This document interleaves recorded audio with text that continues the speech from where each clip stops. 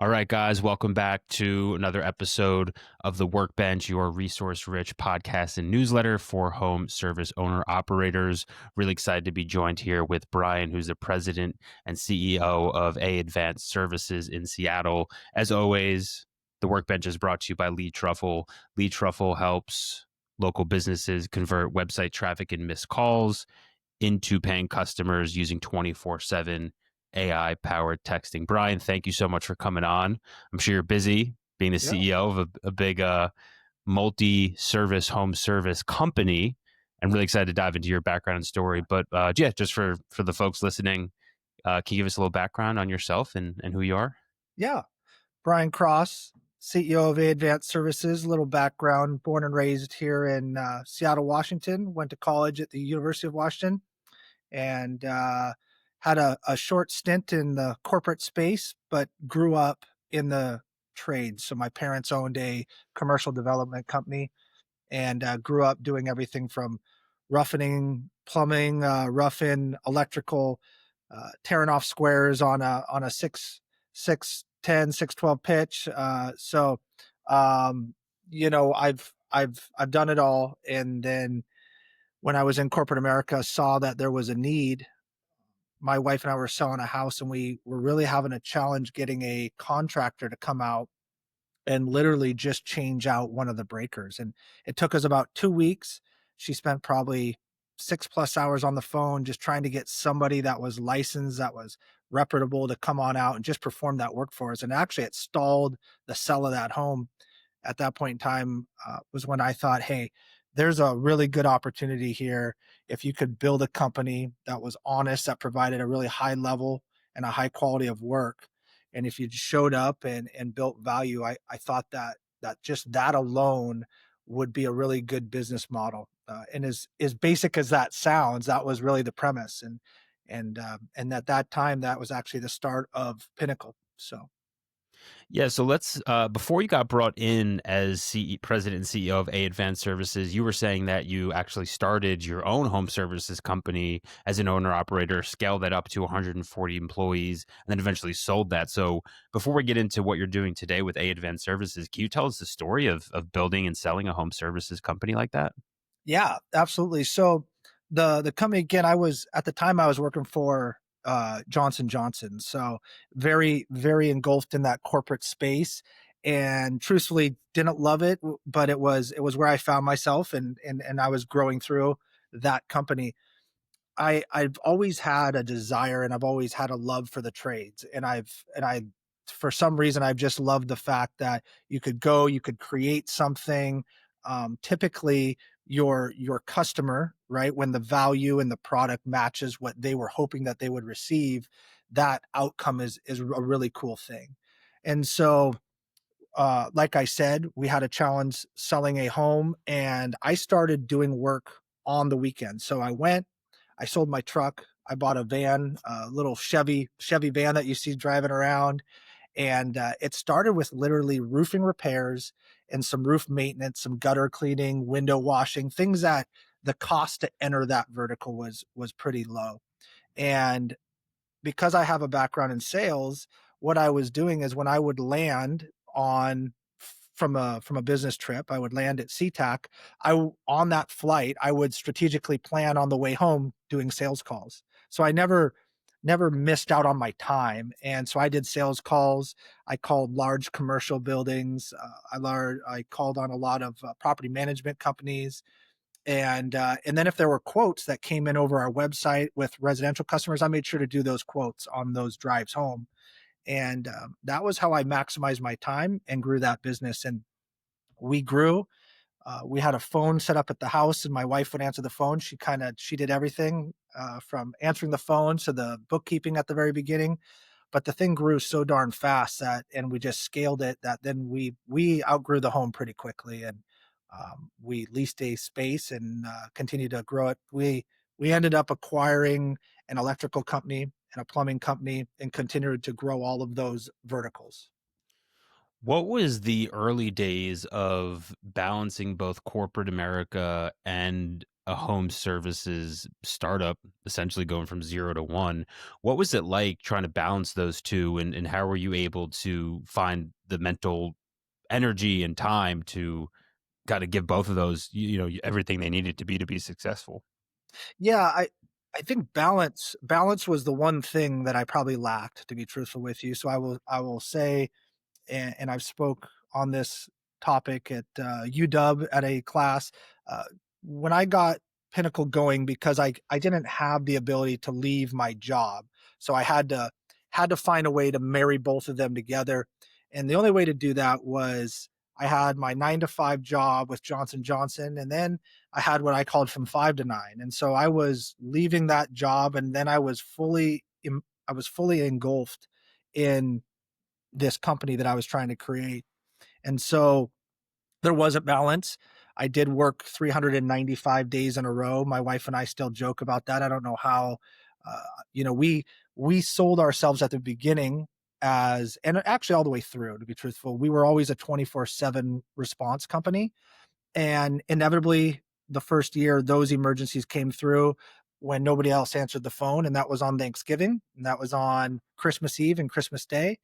And when you're employee one of one, you take those calls. And so that was me getting up, going, and looking back, that was huge. It allowed me to build really good partnerships with some of these large clients that their other vendor didn't pick up the phone, and we did. And I would remind them of that hey, we were there when nobody else answered, and we would love to continue to partner with you on a much bigger scale. Now, the growth of Pinnacle, it sounds like it happened pretty fast. Can you take us through the timeline of going from, in the home, your wife's answering the phone, to leasing your own space, to then what sounds like an amazing outcome for everyone, 150 Yeah. employees, selling the business? Talk us through that process, the build, and then, ultimately the acquisition. What'd you sell it for, if you can share? Would love to hear that kind of case study, if you will, for our audience. Yeah. So it grew. Again, it originally was started as, "Hey, let's do it on the weekends." I got this idea, and I don't think that our competition is showing up to the expectations that I would want a professional service company to show up, and that was our thesis, right? Was, let's be better, and we actually I stumbled across this saying, or I kind of, I guess, made it up, and then we trademarked it, which was recreating the service industry experience one customer at a time. And we trademarked that, and that's trademarked even now. And that really was our thought. Let's make sure that their experience, that they tell their neighbor, not that it was, wow, yeah, I wish they would have done this. The whole thought was, have them be wowed like it was a really good experience in a car dealership, right? Where they remember your name, or they transfer the car seat into the new car, and it's an enjoyable experience from phone call to the final bill. And so with that, that thought was working, and it was working very well. Now, what helps that work well is when you're the owner, it's your company, you're probably more apt to care. Unfortunately, that's the reality. And so every customer, I looked at them as an opportunity, but we had outgrown our home office within a month. So I was doing both jobs. And to go back, the funny part of the story is I was using some days off. I had a lot of time accrued at Johnson Johnson. So my wife would book maybe a Thursday, and I would use a day off. Well, I had quickly burned through all of my time off, and there was no time left. And so it actually got to a point, and it's a funny story, and something that my wife and I talk about frequently. Was, we had about a week and a half of work booked out, and I had burned through all of my time off. And it was with Windermere, which was a really good customer and a good partner with us at the beginning, and actually all the way through. And she looked at me, and I said, "Well, I don't know what I'm going to do, because I'm supposed to fly to Toronto." And she looked at me, she goes, "Well, we kind of got to make a choice. If we don't do these jobs, we're probably not going to have that customer." And I'm going, "Well, it's kind of that moment of truth." And I think that every entrepreneur has this moment. And honestly, I was on the fence, because I was leaving security, and I was leaving it for a dream and a hope. And I was, even though it was working, and I knew that it was working, and I also knew that I wasn't able to give it 100% focus and 100% of everything. And so she looked at me and I was kind of sitting there and I remember we're in the kitchen and she goes, "You could always wear those polka dotted socks and those shoes again. Somebody in Seattle will hire you back." And that was kind of it. And so I called my boss at the time and I went in and told him about my dreams and what I was going to go and chase. And I was fortunate that he's a really good man. And he says, "Hey, I'm going to shake your hand because you ain't coming back to corporate America. You're going to do just fine." And so that was that. We outgrew it about a month. What we did to hedge our bets was we actually leased out parking stalls in like a storage unit. And the reason I did that was because those are on month to month leases. So I I kind of, I guess, built some internal insurance to not stress myself out because I thought if it doesn't work, we can cancel those storage units at the end of a month. So we're not in it on a big lease. Well, within 90 days, let's call it maybe 180, let's just say 180, we were leasing out 4 large storage units that equated in total cost to what it would cost to go get in a building adjacent to where these were. So we went over and we leased the building. Um, Along this journey, we've gotten really lucky too. We signed a lease thinking that we weren't going to outgrow that building. We outgrew that building within a year. I went to that client or the property management company, I should say, and I said, "Hey, we're bulging at the seams. Is there any way you could let me out of this?" And he says, "Well, we've got another building about 2 miles away that's 3 times as big, and we can just roll you into that lease." Love it. So along the way, we got lucky with our growth that we didn't plan for. We were lucky to move and be able to move without being locked into a lease that would have hurt us. So those were some of the things. On what it sold for, I can't. The company that bought it, which was McKinstry, which is a very large national company. They are who purchases, and I can tell you that. But there's a laundry list of things that I can't talk about, and that was Yeah. one that made sure that I signed. Yeah, got it. Well, so I think a lot of people's dream as an entrepreneur across industries and probably more specifically in home services is to build a business and run it for their life and maybe make it generational. And then a lot of people, especially with what we've seen in terms of M&A heat around plumbing and HVAC, and a lot of people would be thrilled to sell their business. So Uh-huh. for people that are listening and either just getting started or, hey, I'm 10 years in, I have a $10 million run rate plumbing company or HVAC company. What would you say to that person about thinking about the idea of selling versus just keeping the business in the family like a lot of people do? Like, how do you think about the value of an acquisition and if it makes sense for Mhm. everyone? So, funny part, Brian, I wasn't looking to sell. I had Okay. no desire to sell. They had actually reached out to my so at the time now we'd grown. We were in 3 different locations across Seattle, Puget Sound. They had reached out to my team and said, at this point in time, we had purchased an HVAC company. And that was when they reached out to us. We were really, really moving and shaking in downtown Seattle and that control airspace and that environment of large industrial, large commercial maintenance. And that was where we really found our niche. They had reached out to us, and my team then had let me know and said, "Hey, we have somebody that's reached out to us directly and they would like to purchase." And I said, "What am I going to do?" At the time I was 41. I'm almost 46 now. And I said, "Man, this thing's finally running and we're on race fuel." We were actually looking to go to Phoenix, and we were really focused on going to the Phoenix market because at the time, Phoenix was really humming with the VRBO and the Airbnb space. Now, you have all of these homes that have maintenance needs, but what VRBO and Airbnb didn't plan for was they didn't have enough maintenance technicians to keep up with the needs and the demands. And we know that the people that are renting these, which are not cheap, they want the property to work when they get there. So they couldn't keep up. So we had already planned on expanding rapidly in Phoenix. And so I wasn't looking to sell, not even close. And actually, I have 3 boys, and my plan was, and they're all 3 different in their personalities. And I was actually excited because they all would be perfect in different parts or segments of the business.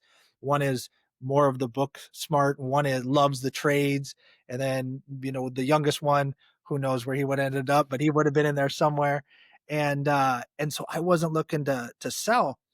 I would say that that helped me because of me not wanting to sell, provided a tremendous amount of clarity, and it provided me, and I guess allowed me to negotiate maybe a little differently than somebody that was looking for an exit. And not to say that I might not have looked at an exit strategy 10 years down the road. Maybe if my kids at that time were like, I don't want anything to do with it, the business.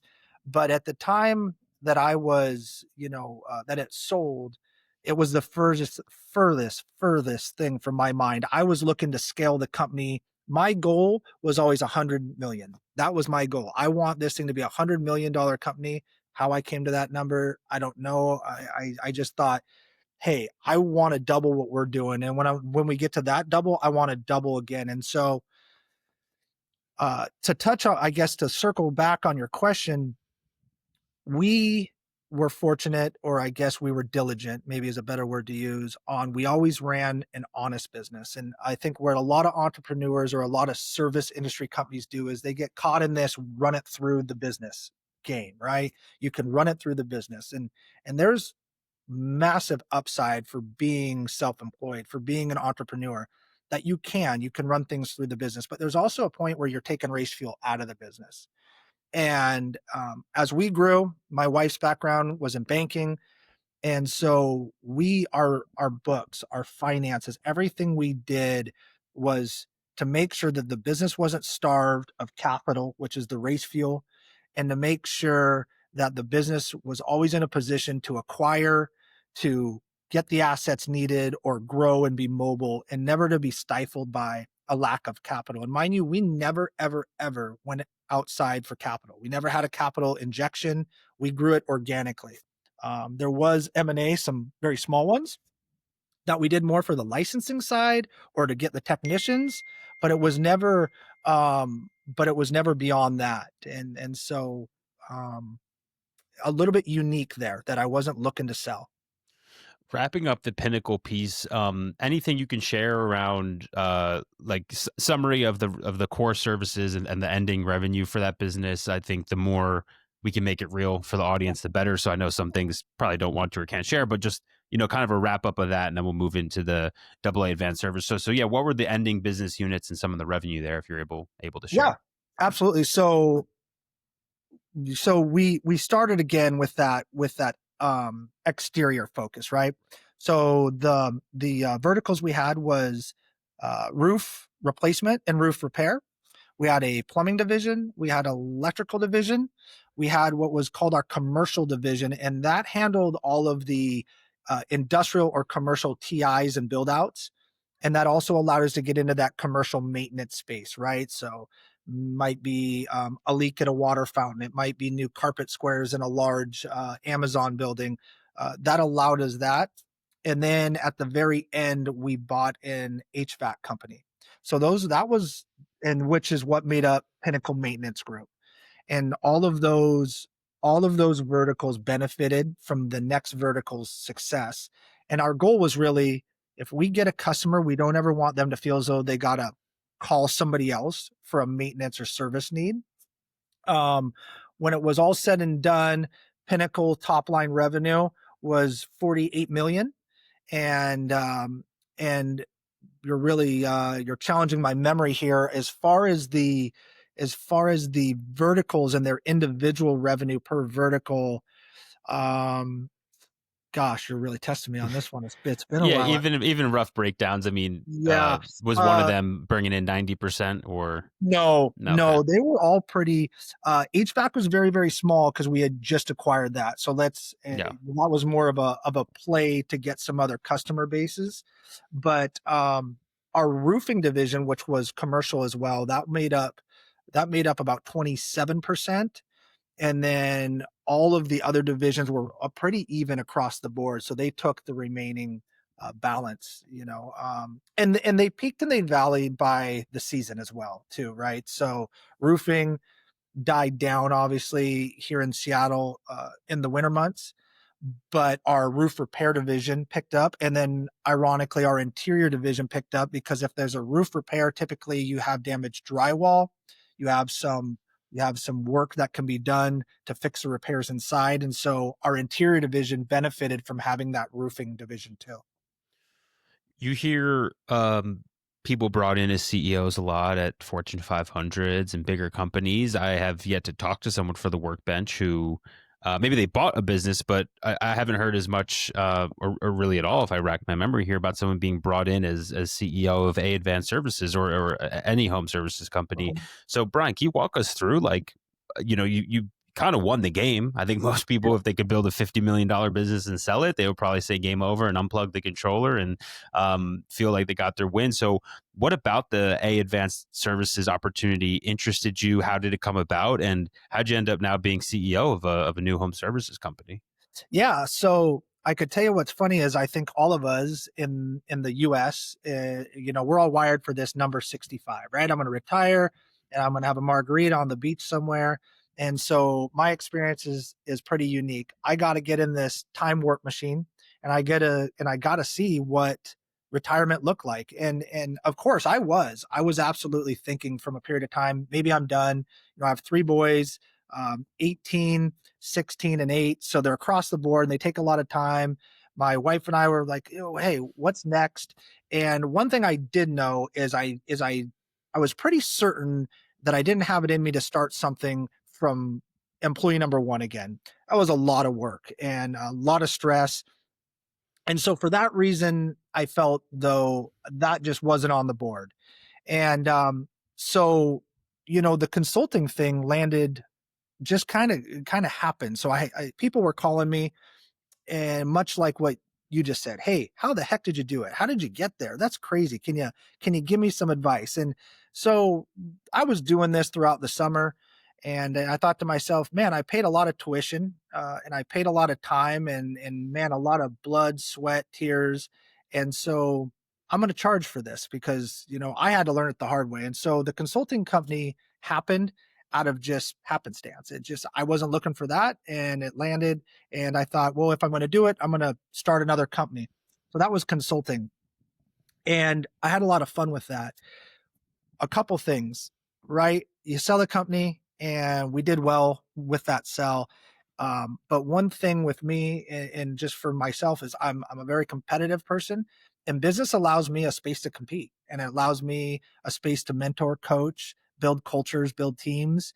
And so when I was consulting, that wasn't there, right? You don't really get to do those things. You're typically working with a board, you're working with a business owner that's maybe having some challenges, and it's fun, but you don't get to do it on such a mass scale.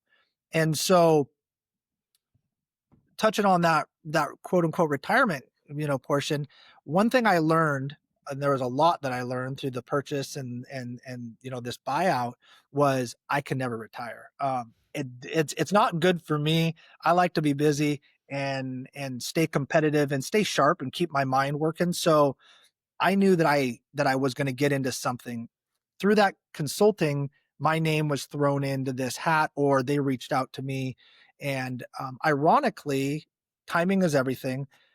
Josh Gunya, who is the owner of this company, purchased it from his father, and Josh is 40 years old. So it was a father son that, much like myself, built a company from one truck. In their case, it was a pump truck, and Josh's dad was ready to be done.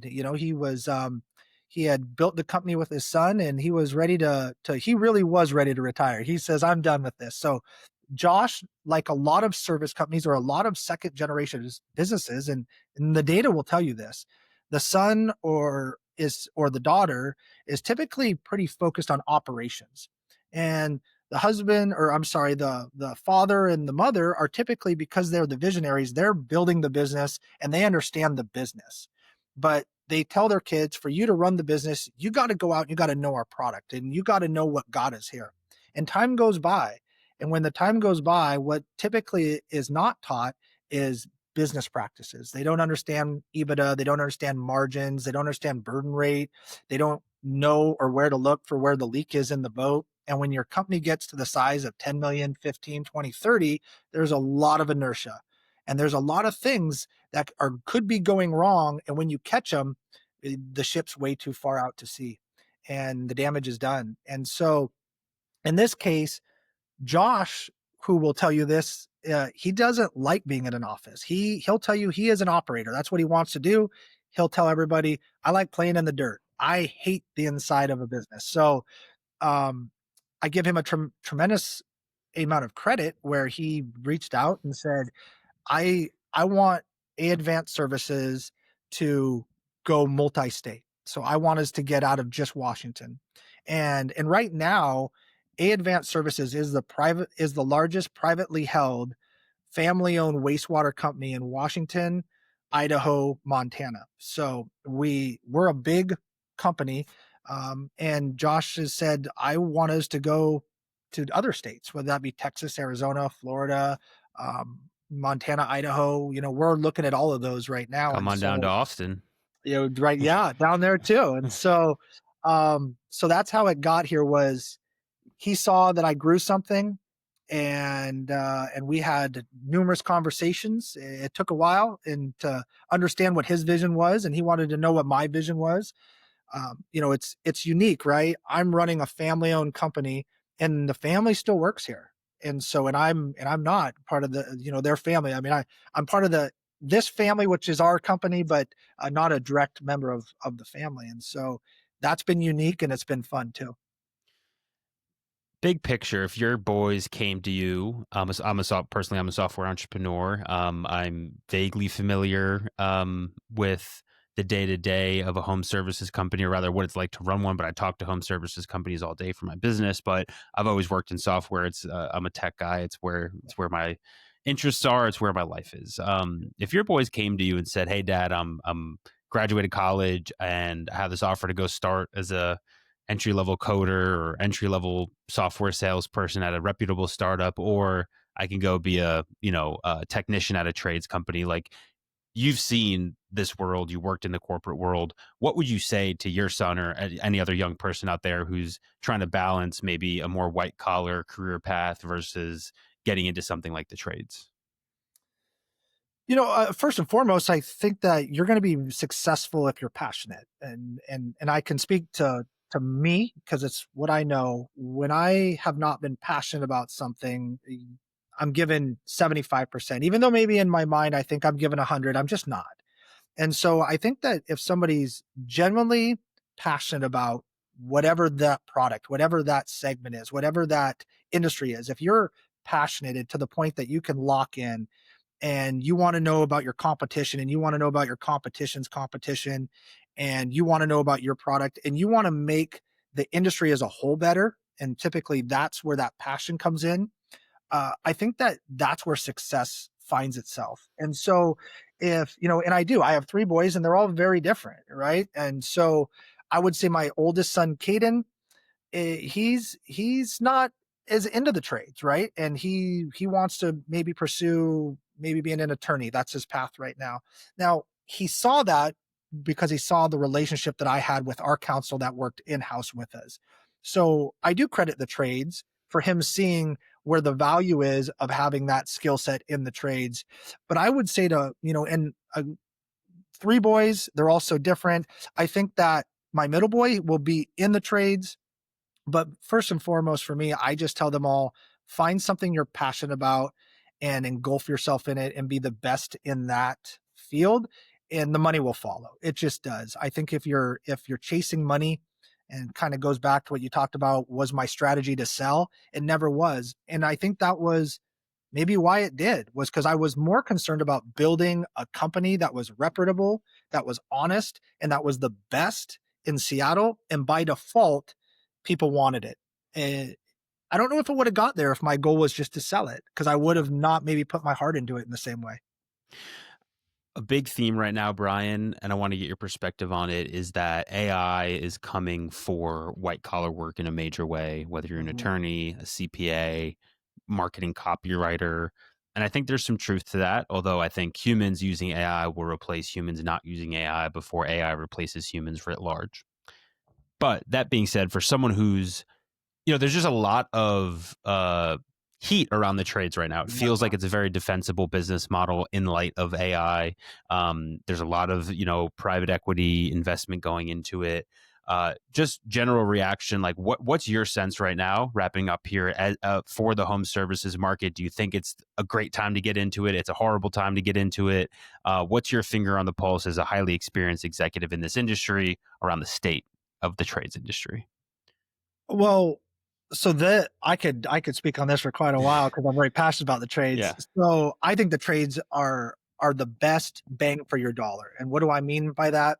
So I just spoke about this, I want to say a couple months ago. It was actually at a high school. So let's talk about college. So the government will loan you money to go to college, and they will loan you up to a $160,000 to $250,000 to go to a university. And so at that point in time, the government's looking at you as a business. They're saying, "Hey, Brian, we're going to loan you $250,000."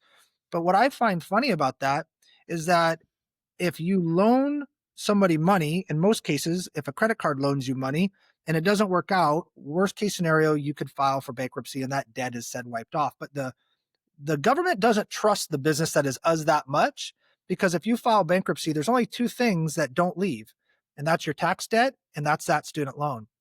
And so I've always questioned that. I thought, well, boy, they're quick to give money, but they obviously don't really back that investment that well. So I think the bang for the dollar is in the trade schools. And why is that? Because you can go to a trade school and then you can continue to build your skill set, but most importantly, you're getting paid for it. So as you are continuing down the path to become a ELO1 or an ELO2 electrician, and maybe you want to own your own commercial electrician company, while you're learning, you're getting paid. You're getting paid to perfect your craft. And that's unlike a traditional college. Not to say that college is bad. I went to college. Did I learn skill sets in college? Yeah. Am I where I am now because of college? I don't know. I could probably make some arguments both ways. I don't know. But so for me, the trades are so valuable. And most importantly, is buying a company in the service industry a good idea? Is getting in? I think it is, and I think it is by the data that I see. The data that I see is right now you have a lot of baby boomers, you have a lot of people that have been in the trades. So my parents, for example, probably your parents, their generation was in the trades. They were in the generation of go to work, do the work, come home. So for every 5 people that are leaving the trades right now, only one is coming in. And that's data that I've seen on a lot of different platforms. And that's personal data here in the Seattle market. So that goes back to basic supply and demand. So what's going to happen? I believe what's going to happen is that you have these PE groups that why are they buying on a massive scale? I don't think they're buying on a massive scale to keep the 15 companies that they bought open. They want to control the market. They're going to consolidate. They're going to have the majority in a market. It is basic math that when that amount of people are leaving, because that you're going to have a supply and demand issue. There's more people that are in homes. There's more people, at least in this market, which I can speak to. The Seattle market is growing rapidly, and companies can't keep up. So the price goes up. So what used to be a $200 service call, it's a $595 non-refundable service call to get to your house. Supply and demand is starting to pinch. So I think personally, on the trade side, I think it's a tremendous return on your investment. And let's also talk about worst case scenario. Let's just say that you go down that path to become a plumber. We have some people here that wanted to be a plumber and they're not. Now they're actually in one of our pump trucks. That never takes away from the knowledge that they earn, that they can work on their own home. They can do their side project at their house, and it's going to save them $15,000 from calling a plumber or an electrician. So I'm passionate about that. I think that the trades are such a valuable segment of our country, and I think it's a skill set too, and I think it's an industry that's looked at differently, and and I believe that it changed in a massive scale during COVID, because before COVID, it was just this blue collar worker, but COVID changed everything when the plumbers and the electricians would come to your home. And we all remember that time. It was miserable. Nobody wants that back.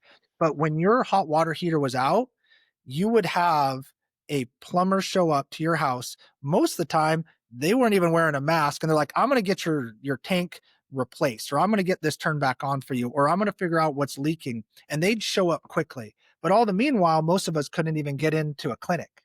And so I believe at that time, the trades took on a whole nother level of respect. They showed up when we needed them. They were essential, I think was the word that was used. And I think it just brought a tremendous amount of credibility to the men and women that are in the trades. What's the best way to get into the trades? Is it go watch some YouTube videos? Can I come intern at a company like Aid or come intern at a company like yours, or apprentice would probably be the proper word. Yeah. Do I enroll in a school? For someone listening saying, all right, Brian, I'm in. What's the best path to get involved? So I'm older, so I don't know if it's there as much, but I know when I was in high school, they used to have shop classes. I know that some of our high schools in the surrounding area that are a little bit more rural, they still do. They've brought them back, or they still offer them.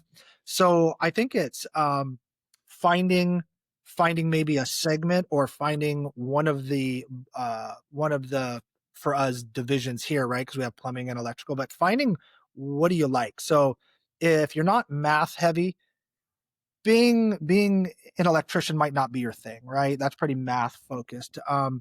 If you like building, and framing's an option, right? There's a lot of different things, but I think it's for each individual understanding what can they tolerate. Some people love working outside. So I would say find something that is outside focused. Some people go, I don't like being cold. And so I want to do interior work. And that's great too. I think reaching out to companies for us, that's something we're very passionate about. Pinnacle was passionate about it. And I'm very fortunate that this company, their culture before I ever got here was just as passionate, maybe even more passionate about teaching young people about the trades. So we actually have young kids, and I'll call them kids. They're between the age of 16 to 18 that work with us during the summertime, and they work in our shop. And we just get them around the trades. And so they're doing some pretty entry level stuff. They might be helping our shop mechanics changing tires on our pump trucks. They may be working around the shop. They may be working in the yard, but they're around it, so they're able to speak with some of our people here about what they do, and hopefully spark an interest. Brian, super insightful. Anything we didn't cover here that you wanted to talk about or share with the audience today? No, no, I think we covered quite a bit. Yeah. Hopefully the audience enjoyed it. Yeah. Well, Brian, for people that are listening and maybe want to connect with you personally or look into your businesses, where can people find you on the internet? Yeah, so I think if you Google Brian Cross at A Advanced Services, there's quite a bit. I'm on LinkedIn, Brian Cross there. And then my email is bcross at aadvancedservices.com, and reach out anytime. Happy to help. Brian, thanks so much for coming on. Yeah, thank you. Appreciate your time.